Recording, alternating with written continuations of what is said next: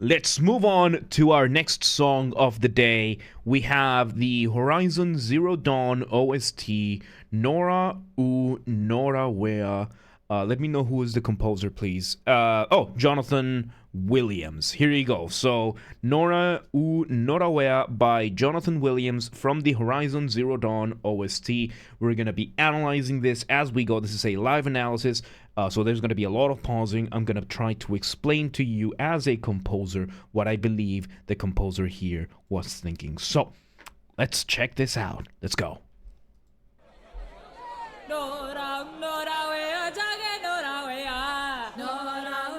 Okay.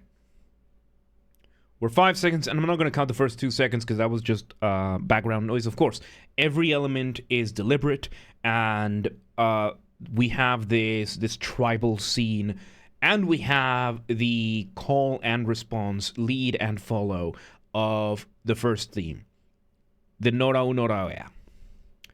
We have the lead singer, and then we have the group chanting afterwards, but the lead singer did something very important, which is give us our motif.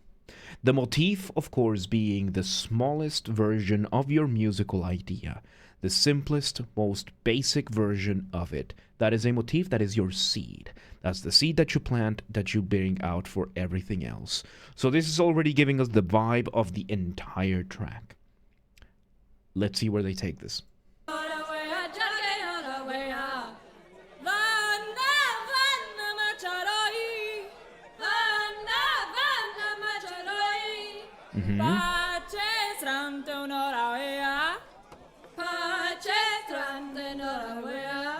So we are doing an imitation, direct imitation call and response. This is very, very common in counterpoint, in composition, to set up themes and to be able to develop them. Of course, very, very common as well in tribal music because of the easy nature of it, of its simple nature, that you don't want to introduce all of the elements at the same time. You want people to be able to learn them and repeat them back to you in shorter phrases. So what we're doing here is that we are basically singing the lyrics and getting us used to it. Usually after we go through the entirety of the text or a good chunk of the text, we're going to be introducing another element, likely more instruments or more people. Let's see what happens.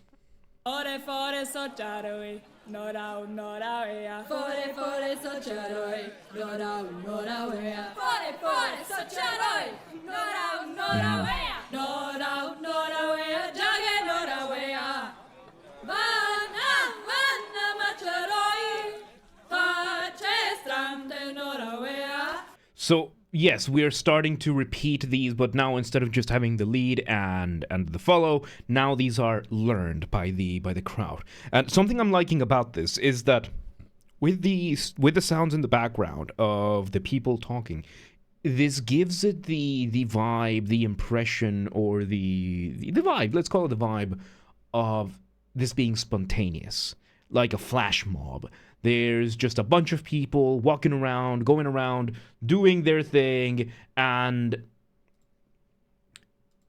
then these girls start singing around, and the crowd gathers more and more, and the music grows, and the music grows. We're 45 seconds in. Let's see what else we got.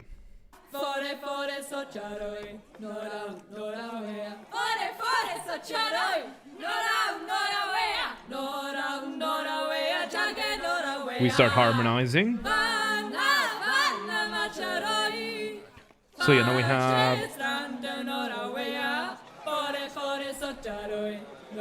we have 2 lines now of counterpoint.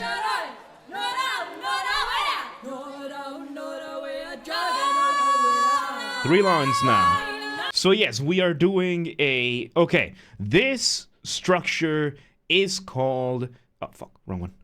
Theme and variations. Theme and variations in the classical music world is a fairly tricky thing to pull off, because theme and variations requires you to first, of course, you bring out a theme. In this case, it was a call and response teaching the girls the theme. So in this case, it wasn't just the theme that was given to us, but it was spliced into pieces because this song is composed to as the teacher is teaching the theme and the variations, so is teaching the theme, and once the girls get the theme, then we sing the whole thing, and then we start bringing out the variations in which the girls start harmonizing and more layers start being added onto this. Of course, this is composed, so being able to give it the vibe, that feeling of this is spontaneous, requires quite a bit of thought onto this, which is why I said, the whole background speaking and everything is got to be very, very intentional. The compressive video made up tribal rituals in the game. This stuff just happens too. Stuff you can miss if you don't stick around to see the rituals happen certain times of day. Absolutely. Last one. Welcome to today. How you doing? So yes, let's continue. So yes, we had the first. The theme, which was the teacher singing the theme. Then we had the first theme. So we had maybe a pre-theme, we could call it, because it was the theme spliced up in a call and response. The teacher teaching the theme. Then we had the whole gang singing the theme, and then we started making the variations. The first variation, it was all the girls. And then with a second line of harmony, and now we have the third girl bringing another girl bringing an extra layer of harmony.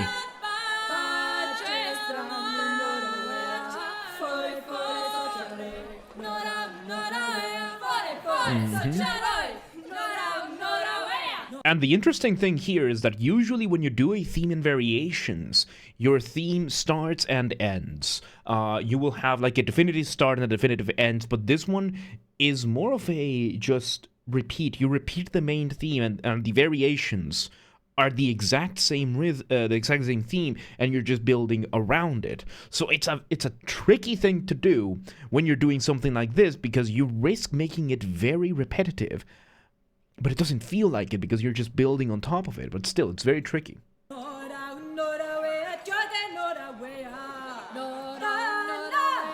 So there we go. More improvisation, more layers onto this.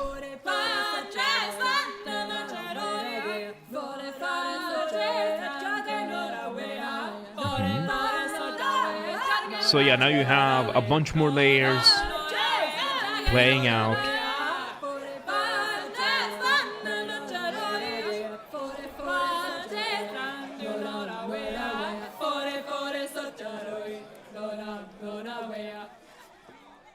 And there you go. Then it just ends like that. Not exactly how I would have ended this whole thing.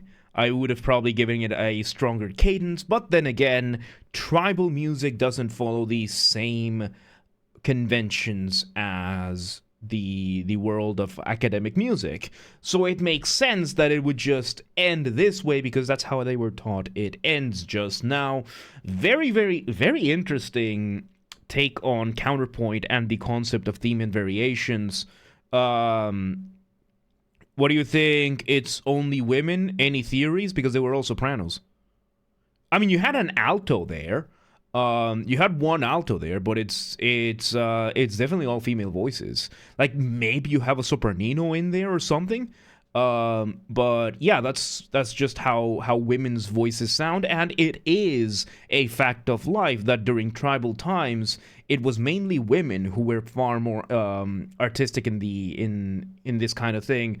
Women were more spontaneous when it came to music than the men, and the men usually would have a more distinct sound for themselves. You know, these are very feminine sounding voices, and if we are going through the rule set of tribes, and we're going by what was considered normal in tribal societies, then yes, more feminine voices would mean it's women singing.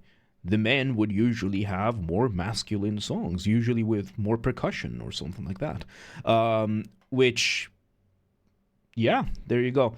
Not very matriarchal. The only tribal language you hear is spoken by the female Nora, which gives the idea it's a secret language only for women.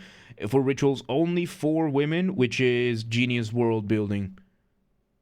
Matriarchies, yeah, that's an interesting take on matriarchy. So yeah, no, this was definitely yeah, I guess the secret language and everything makes sense. Very cleverly built for something so relatively simple. Having, again, you had that motif. You had that small seed of what you start with, and you just built around this in this variation of the theme and variations that you do in just a couple of minutes, compressing it into what is basically just a loop that you build upon. Very interesting. Of course, it's Horizon Zero Dawn, which is, of course, a Sony title, and there's one thing Sony titles have had for a very long time, is really well crafted, really well thought out music. And this is, another example of how good this kind of music can be. Of course, yes, they have their own studio and everything, but we've always seen that Sony takes just like Nintendo, they take very, very strong care that their soundtracks are really good, that their sound design is really, really good. And this one shows exactly why. Let me see, there's 4 seconds left. Is there anything else? Okay, it's just the background music fading. So there you go. That was Nora u Norawea by Jonathan Williams from the Horizon Zero Dawn OST. Very, very good stuff. Very amusing for me because I got to see this variation of the theme and variations. But anyway,